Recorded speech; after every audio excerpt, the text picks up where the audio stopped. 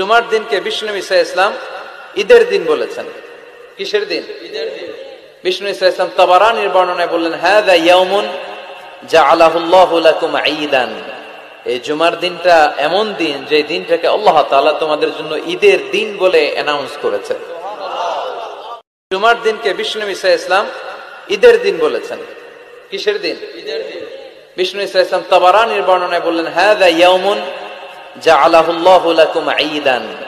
এই জুমার দিনটা এমন দিন যে দিনটাকে আল্লাহ তাআলা তোমাদের জন্য ঈদের দিন বলে অ্যানাউন্স করেছে। জুমার দিনকে বিষ্ণু ঈসা ইসলাম ঈদের দিন বলেছেন। কিসের দিন? ঈদের দিন। বিষ্ণু ঈসা ইসলাম তাবারানীর বর্ণনায় বললেন, হাযা ইয়াউমুন জাআলাহুল্লাহু লাকুম ঈদান। এই জুমার দিনটা এমন দিন যে দিনটাকে আল্লাহ তাআলা তোমাদের জন্য ঈদের দিন বলে অ্যানাউন্স করেছে।